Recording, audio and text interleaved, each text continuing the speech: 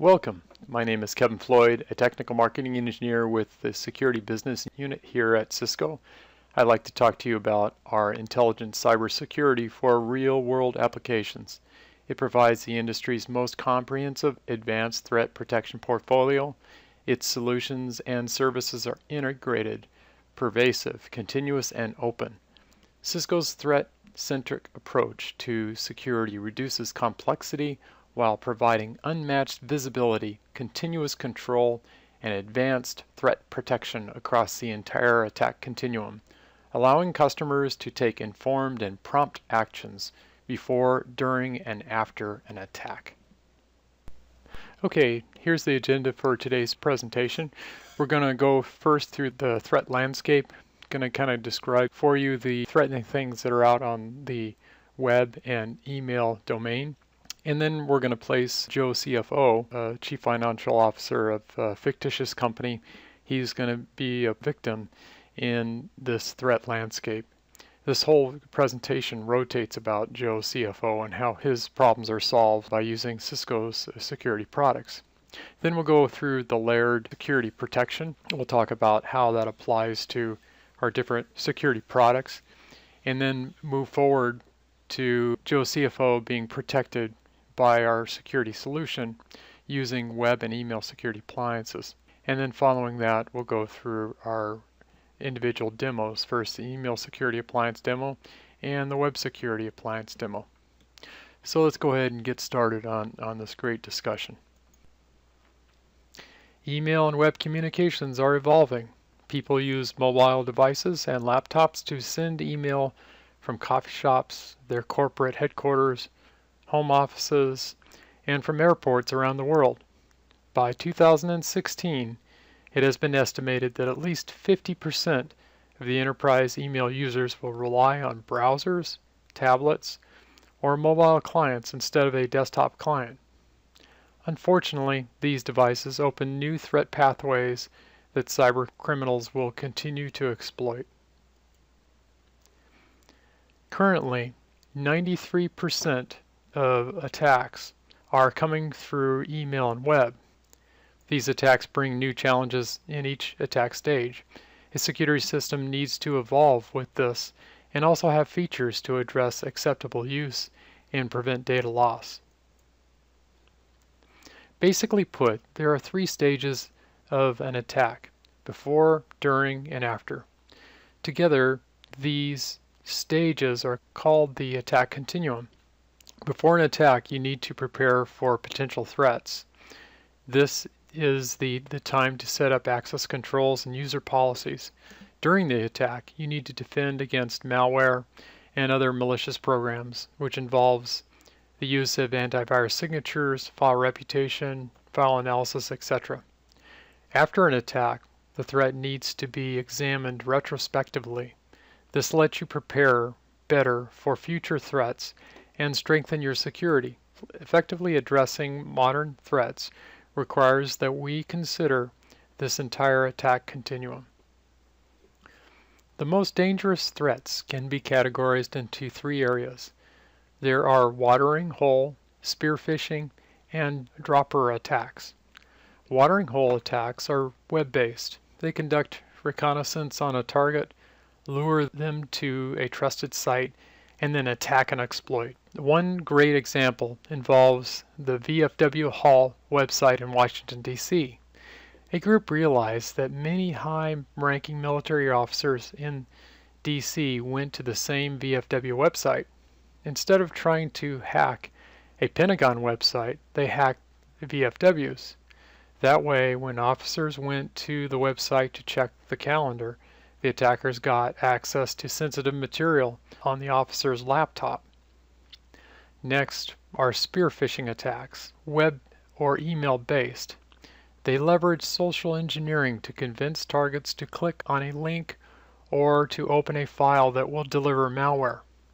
They are often linked to a website that may or may not be trusted. This is what happened to RSA in March 2011. The attackers convinced 4 people within RSA to access some compromised Excel files. This gave the cyber attackers access to all of RSA systems. Dropper attacks are web-based or email-based. They deliver malware with stealth and self-deleting programs in order to gain access to system and antivirus settings and compromise system controls, authorizations, and personal data. The real danger of dropper attacks is that the file itself can look benign. After days of lying in wait, they can unpack and combine with other files to gain access to your system before self-deleting to avoid detection. With evolving threat vectors, only Cisco can provide protection across the attack continuum. In order to deal with these challenges, Cisco has developed a simple, scalable, and threat-focused security model, one that ensures visibility across the entire attack continuum. It is holistic in nature, addressing security before, during, and after attacks. Also, our model addresses a broad range of attack vectors, with solutions that operate everywhere a threat may manifest itself on the network, endpoints, mobile devices, or virtual environments that are utilizing web or email. This is our approach. Before an attack, you need to know what you are defending in order to inoculate it against threats. Identify what is on your network, things like your devices, operating systems, services, applications, and users. Then you need to take preventative measures and implement access controls, enforce policies, block applications, and manage overall access to your assets. During an attack, you need to ensure the best detection for when an attack occurs. And once an attack is detected, you need to block it with AV signatures and file reputations, etc. After the attack, the threat must be examined retrospectively in order to learn from it and better prepare for future threats. In the event that an attack is successful, the damages must be scoped and the event must be contained in order to remediate the problem. In today's threat landscape, Cisco's security model excels. According to Gartner, Cisco is an industry leader in secure email gateways, but nobody can provide 100% of the time protection. Acknowledging this means that the best advantage that you can give yourself is the ability to learn from what has happened in order to prepare for the future. This learning must happen continuously within a centralized database. So knowing there's always some level of risk, would you approach security differently based on what was learnt from a successful attack? If it was your house that was being broken into, then you certainly would. The same should be true for your corporate network. After all, both represent your personal information in property and safety. Allow me to present a use case. Let's consider an email-based spear phishing attack and how it would unfold across the attack continuum. The target will be Joe. He is CFO on his way home to enjoy some vacation time. Joe's going to receive an email from what looks like a trusted site. In reality, the email is a target attack and contains a compromised link. We'll look at two versions of this case, one in which Joe is unprotected and one in which Joe is protected by Cisco's security products. First, let's look at a scenario where Joe is not protected. So here is Joe sitting in the airport waiting to head home.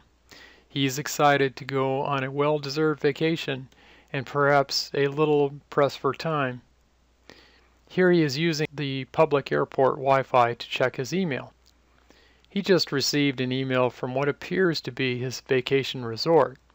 It is asking him to verify his information, a credit card number, diner reservations, or any number of things. It wants him to verify by clicking on an embedded URL link. So Joe is drawn to the link. Everything seems to be fine.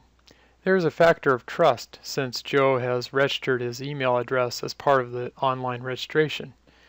Most of the time, This is a safe assumption, but even email from a trusted site could have been compromised by hackers.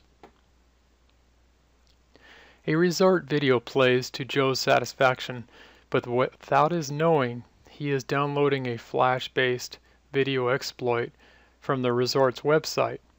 Joe continues with unsuspecting use of this mobile device while the malware is harvesting his information. Joe's password, credentials, and company access authorizations have been all compromised. None of these facts will be known until long after Joe returns from his vacation.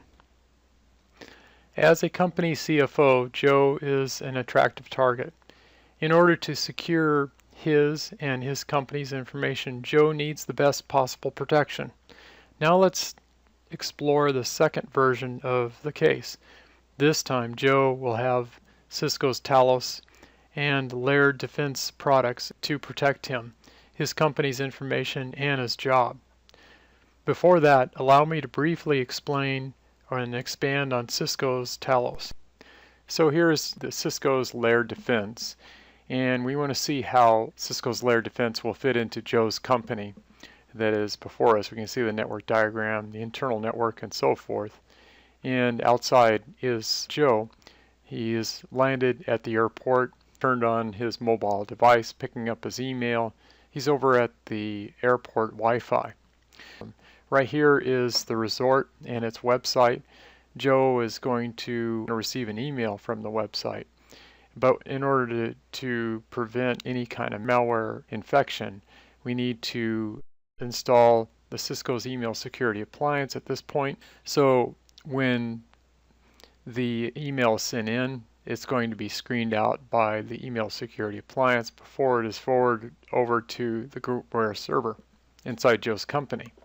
The email security appliance will have a layered defensive and in-depth protection that involves anti-spam and antivirus and advanced malware protection that we'll discuss later. Now Joe needs to go ahead and get this information via his mobile device.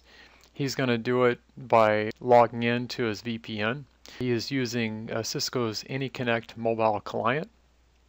This creates a VPN tunnel over to the ASA where he can go through the tunnel and get his email securely. And the VPN client can be set up so that it's part of a profile that he cannot adjust. In other words, we could lock it down inside his mobile device or PC so that it will make sure that any kind of communication is done through a full tunnel access. So now, if Joe has downloaded the email, it has a link inside it, and that link is going to take it over to the website, and we still need to protect him in that sense. So with that, we're going to use the Cisco's web security appliance. It, like the email security appliance, has a defense in-depth layered approach to scanning web requests. So when Joe makes this request, he goes through the tunnel, and it is hairpinned at the web security appliance and filtered accordingly based on, for example, things like the website's reputation. And then when he goes off and connects to the site through the proxy through the WSA, it will check the download to see if the download is malicious, is any kind of nefarious content on it. We can also set up user policies and application and visibility control and things like that that would limit Joe's access based on what he does on corporate time. So now let's move on to another point. If, let's say, for example, corporate employees that are with mobile devices outside the company, they don't want to have their traffic backhauled through a tunnel then to be hairpinned off back to the internet. It'd be nice to go direct. AnyConnect can be set up to have split tunnel so that if Joe wants to access the internet openly, he can do so through Cisco's Cloud Web Security. And if he is going to access any resources that are inside the company, he could do so through the tunnel. So it would be split in this case, and you can avoid the backhaul traffic. Now, another point is if we have Cloud Web Security available on the outside, we want to have some sort of seamless profile or a policy applied to Joe's mobile device regardless of where he is. So he could be on the outside and there would be certain websites that he couldn't go to, and we want that same kind of control to be applied if he's on the inside. Let's just go ahead and move Joe over here. Now for this, we can install what's called a plugin, a web security plugin into things like the ASA firewall or the web security appliance itself, and that plugin will redirect all web-bound traffic over to Cloud Web Security. So there would be a HTML header that is placed there by Joe's profile, and Cloud Web Security will identify him by the header and apply whatever policies to him that are needed, ones that are unique that separate him from other employees. One other point we want to bring up here is that advanced malware protection that we'll talk about later on is ubiquitous across these appliances. We have it available on the Cisco Web Security Appliance, the Email Security Appliance, and the Cloud Web Security Service. And advanced malware protection is a technology OEM'd with our SourceFire's acquisition. It basically looks at the files based on their file reputation, and if the file reputation is not available, we can sandbox the file. And one other point I would like to bring up here is that we also have the ASA with Firepower Services module that can be added to our ASA, and that will present all the features, or most of the features, that you would see on the web security appliance.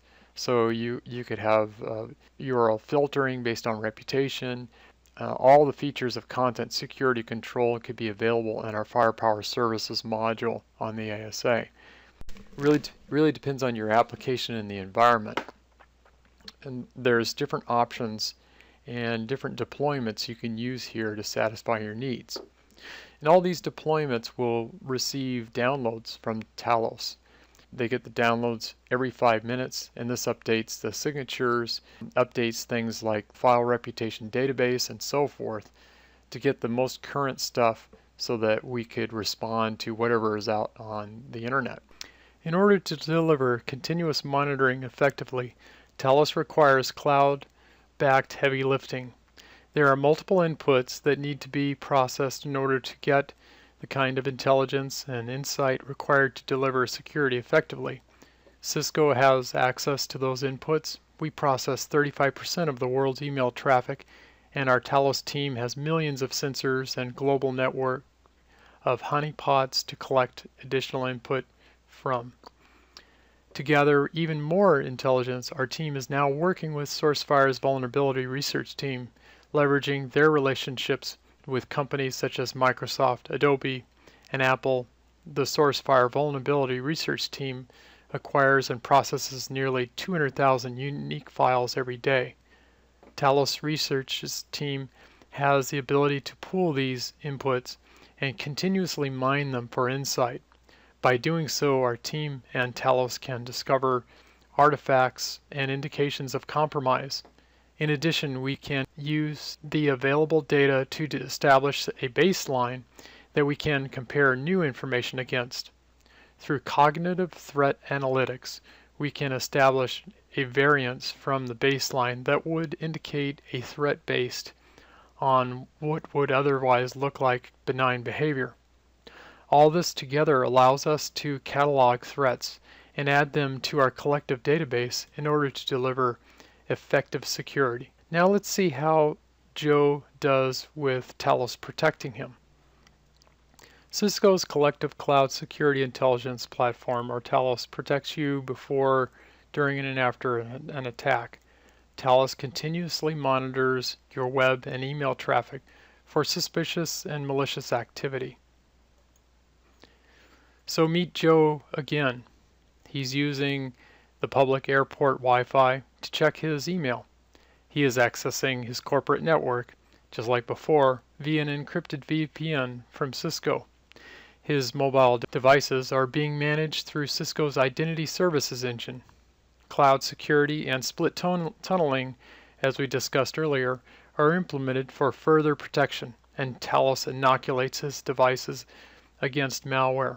Lastly, your indexing can be used to track patterns of behavior and analyze it for harmful patterns so that we can identify complex attacks even if they are made up of seemingly benign actions. Before an attack even happens, Joe is actively being defended. So he receives an email from what appears to be his vacation resort. As Joe opens the email, Cisco's email security appliance and Talos spring into action. They provide an email credit check that conducts 200 points of inspection, rewrites or redirects URLs, and enforces corporate security policy. It seems that the resort staff is asking Joe to verify his information by clicking on a hyperlinked web address. Joe is drawn to the link while Cisco continues to protect him. Everything seems fine. The email address is legitimate, and the site links to what appears to be a legitimate site. Joe clicks on the link while his defenses take action. Cisco's security products activate embedded protection and conduct a 200-point website credit check. They deploy malware protection, control social media, micro application policies, and trace phone home traffic. Joe's browser opens the web page. So a resort video plays. Though he doesn't know it, Joe is downloading the malicious file into his laptop. This time Joe is protected. Cisco's security products register the download files and evaluate their reputations. They isolate the unknown and the suspicious file through sandboxing and update the Talos database in order to inoculate against further attacks. With advanced malware endpoint inspection, Joe's mobile device will receive an update to remediate the malicious file. The next time this file is downloaded to any customers running Cisco's web security protection that is licensed for AMP, it will be blocked based on that file's reputation. Similarly, if this file is sent as an email attachment through a Cisco email security appliance running AMP, it will be dropped based on the attachment's file reputation. So now Joe can enjoy his vacation without the worry of a security threat. Joe returns home to his device and his data securely. Now let's say that the file appears to be legitimate with a good file reputation. It passes through Joe's defenses and is loaded onto his device. 3 days later, a timer goes off in the malware, and the file begins to behave maliciously. Joe is now the target of a polymorphic attack. Thankfully for Joe, Cisco's security products analyze the threat retrospectively. They identify the polymorphic attack, discover patient 0, and trace the file's trajectory to discover if anyone else has been attacked. All discoveries are cataloged and added to the Talos database to inoculate even further. With Cisco's security, the damages can be traced, scoped, and remediated.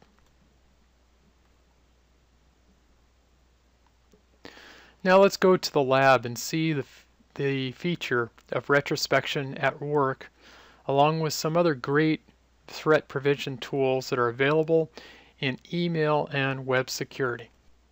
Before we go into the laboratory, let's talk about the tools that we have available in the attack continuum, and these apply to both the email and web security appliances. So before the attack, we have filtering, usage controls, and reputation, and this is reputation for websites, as in web reputation, as well as email domain reputation. And then during the attack, we have the malware signatures for antivirus, signature-based antivirus that are on email and web security. We have file reputation and file behavior that are available on both products and in Cloud Web Security. And after the attack is file retrospection, and this would be deal with the situations where could be a file that could have gotten through an attachment that was sent through via email that wasn't caught due to a file reputation was good. In other words, it was anticipated that this was a good file via reputation, and later on it changed to bad. In this case, we have threat analytics, actionable reporting that allows the web security admin or email admin to actually go out and find the person that received that and remediate the problem on their PC or laptop. So let's go ahead and start our presentation. We're going to go through and look at some of the different facets of these on the web security appliance and the email security appliance. So starting with email, just reviewing our layered defense, we have sender base, anti-spam, SourceFire advanced malware protection, and let's see, URL real-time analysis. And these things are applied in series from top down, and they can drop anything, any of the emails along this particular pipeline. We block 80% of our emails based on reputation, and the rest it goes on to the anti-spam and the antivirus, and then on to SourceFire's advanced malware detection. And then we also have URL analysis that's available via content filters and message filters. So let's go into the appliance, email appliance user interface.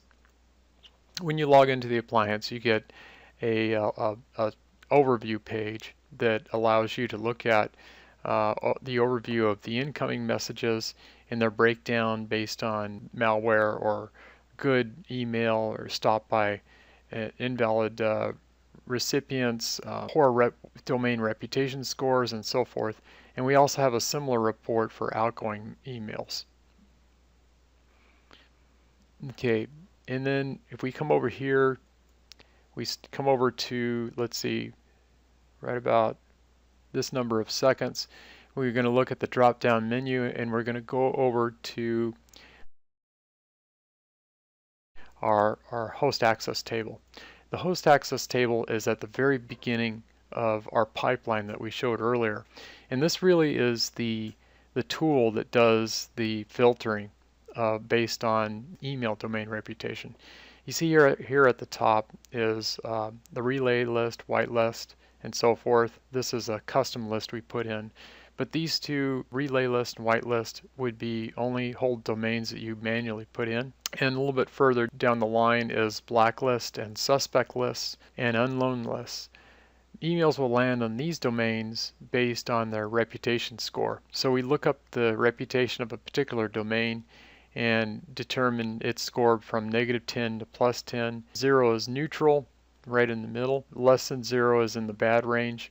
If it falls within this range, for example, a -3 or higher up to a -1, then we're going to put it on the suspect list. Underneath this tag there is a mailflow policy that is applied to all those that land on the suspect list. And similarly, there's a less restrictive policy that applies to domains that land on the unknown list. Anything that lands on the blacklist is going to get dropped. Those are blocked outright. Once we get past that point of HAT overview, we move on to the incoming mail policies that I mentioned earlier, and that represents the very beginning of the pipeline. When I say very beginning, anti-spam is on the left, here at the far left. So here at the bottom is our default policy, and you imagine messages as flowing from left to right. What's not shown here is a reputation filtering that was on the far left side. That was the host access table that we were just looking at. As they move from left to right, they hit the anti-spam filter, that is, and then antivirus filter, reputation filtering as an AMP malware protection, and then on to content filters, and finally outbreak filters. And then the messages will be delivered inbound once they leave this pipe. When you configure the email security appliance, this will be your default policy, and those that are above are ones that you would build starting with the default settings. Each new policy you create, you can apply it to new users. In this case, it could be Usman and Everett. These are different senders will drop into these pipes as we're going down the line. So let's take a look first at our anti-spam quarantine that is right in this range. These all have hyperlinks. So if you want to customize a particular filter, you just click on the hyperlink as we've done here. In this case, what you can do is you can take the default setting, which is licensed as Iron Report Anti-Spam. If you want to add more engines, you can. In this case, added protection could be added by purchasing the license key for Iron Report Intelligent Multiscan. And then down in these sections, you can customize what you want to do with positively identified spam. Now this is the default setting. What we do is we quarantine spam for a period of, I believe, around 12 hours. If it's not checked, then it'll be dropped as a FIFO, first in, first out. And the same thing with suspect spam. The difference between positive spam and suspect spam really depends on a threshold rating, where we range these things between 1 and 100. And suspect spam is a little bit further, a little bit lower on the scale. Each of these categories you can customize and do independent things to them. Near the bottom is marketing messages. Marketing messages, of course, are not spam. They're messages that you subscribe to. They're benign, but nevertheless they could be irritating to your users. You may want to drop these, or at least prepend them with marketing and send it down the line. All these settings can be set so that nothing is dropped and everything is stamped, and it makes another way to handle spam and marketing messages downstream in the Exchange mailbox. Because if it's stamped, then you can create a filter in Microsoft Exchange to rifle through these and put marketing messages in junk mail. So moving down a little bit further onto our next engine would be go to the antivirus filters. Here by default you have McAfee or Sophos or both. You can choose both of these. McAfee and Sophos antivirus engines will be in series with McAfee running first. They will work independently of each other to give you layered protection. Once McAfee determines, for example, that something is viral, then it'll be dropped at that point. The Sophos engine will not scan it. And you could change the settings on remediation of these. If you want to, for example, quarantine messages that can't be scanned, for example, encrypted messages, and the settings are available in here. You can also insert X headers on these. It's important to note that during an evaluation where you cannot interfere with an appliance that is downstream, for example, you could be in a bake-off against them, you can set X headers on what is viral and send it on through, and then determine if the appliance downstream did indeed catch what you considered, what the email security appliance considered viral. Down to the next engine, we've gone through anti-spam, antivirus, and now it's on to file reputation. The order that it's shown in the pipeline here is revealing, because file reputation is really on the cutting edge of what is and what is not malware.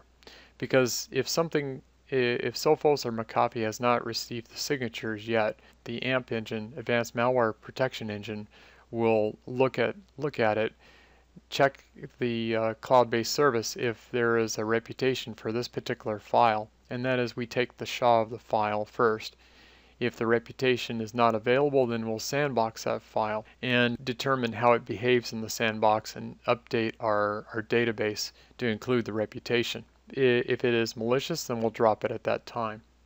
Now we will get into more details of this later. The full-blown demonstration of the AMP engine will be on the web security appliance.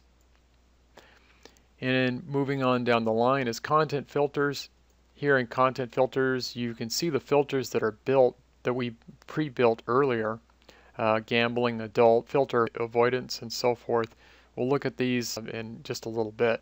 If I click on the hyperlink, that'll take me into the filtering engines that are applied in this policy. And you can see these right over here. They are web security rewrite. They're rewriting a website and so forth. There's gambling. Let's go over to the actual page that you build these filters on. So these have been built with the add filter, and we'll show you how to create another one that could be applied to a mail policy in just a minute. So you click on add filter, and then this gives you the structure. It's basically a condition in action. Let's suppose, for example, we are concerned about the executives, Joe CFO being one of them, receiving phishing emails, and I want to extend this email security appliance's resources to be very, very particular about any phishing attacks that come to the executives. So I'll make a content filter for the executive group. Here we go, and we'll show you what you would do. And it's going to be executive group no phish. I'm going to add a condition to it.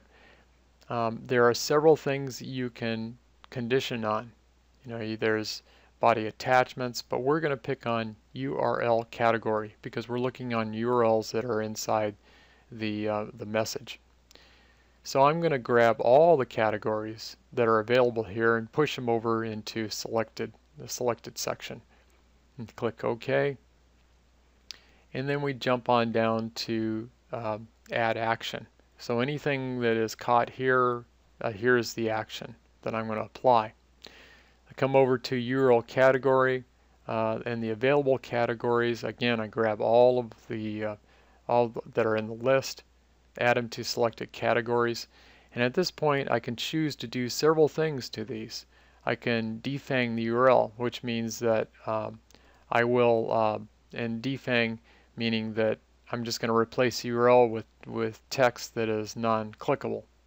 I can rewrite it so that when the user does click on it, they are taking over the Cloud Web Security proxy.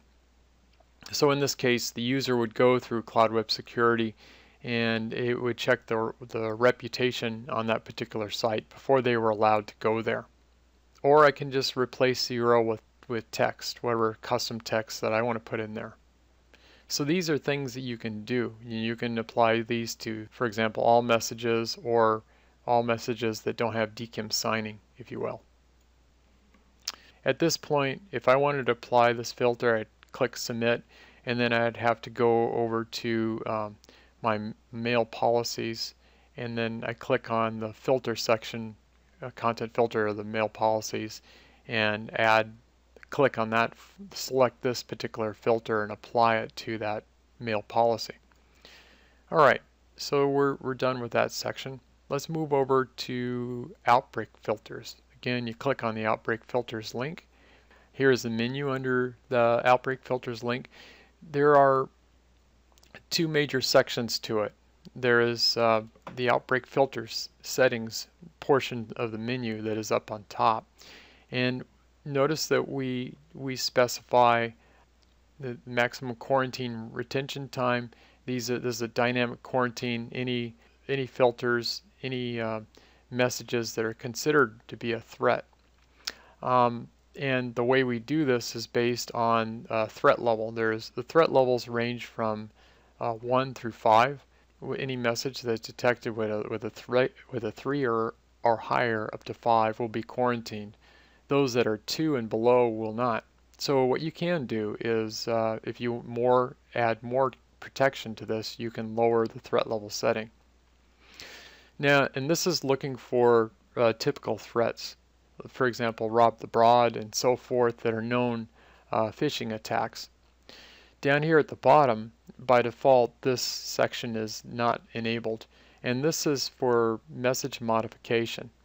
Any messages that are suspicious will have their URLs rewritten, and it will be sent over to the Cloud Web Security proxy for further inspection.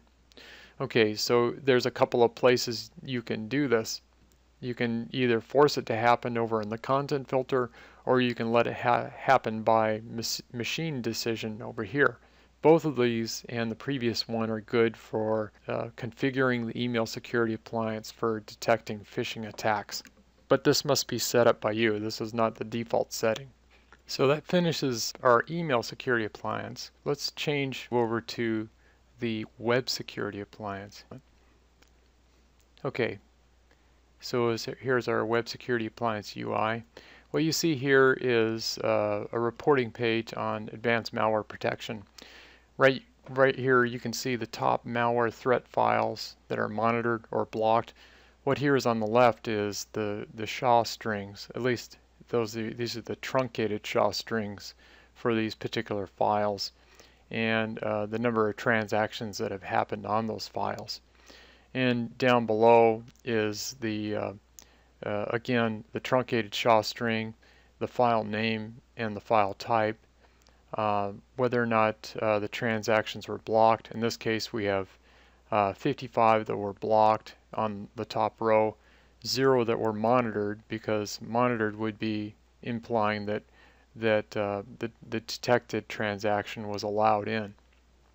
And all these except for this one, this executable was monitored, but the other ones were blocked for the most part. You can click on any of these SHA strings. They are hyperlinked. In this case we're clicking on this one, and what it does is for that particular SHA string it tells you all the users that downloaded that particular file. So Matthew, Scott, Sean, and so forth. So if we're looking back at Joe CFO, if there was, if in this case Joe CFO would be part of the user community, and he would be identified via Active Directory, and he'd be on this list as one of the guys that downloaded malicious file. And then if we want to go over and look at file analysis, then what we have at this point is in this section we have one file that is pending analysis requests from this particular appliance. So what we did is when we received this file, when this appliance had this file come through, it took a SHA string of the file and requested a reputation score for this SHA and didn't get one. So what that means is we take the we upload the file to the cloud to be analyzed in the sandbox, and once we get the reputation score from it for it, then this file is moved up to the table up on top. So and also includes the time of analysis that we did, and tells you what the disposition of it is. It clean or not clean or malicious in this case for this one. So that's basically how things move. If files come through that we do know what the reputation score is for it, then it would never make it to this part of the table. So I'm going to click on this particular SHA string on that file. Why we'd click on it is because we want to find out more information on it. So that takes you to this page that is dedicated to this particular file. Gives you the SHA strings, tells you more detailed information on it. And if you need even more detailed information, you can go to SourceFire's webpage by clicking on the link that we showed earlier, and gives you all the specs on and the behavior on this particular file. Okay, now let's go over to AMP verdict updates. For AMP verdict updates, we have one file that has this particular string that has made it through the appliance, and because it had a good score, a good reputation score in this case would be something that is below 60 out of the scale of 1 to 100. Above 60 is going to be considered malicious and will be dropped. So this one had below, and then later some other Cisco customer running advanced malware protection had this file reanalyzed, and then it was updated, so it's found later to be malicious. And now this is a warning out to all the SourceFire appliances or SourceFire related products that have the technology will receive this update. saying that this file has to be tracked. So when we click on it, on the file itself, let's see what we can find out. We find that during the time that it was considered to be clean, the users John and Sean had downloaded the file.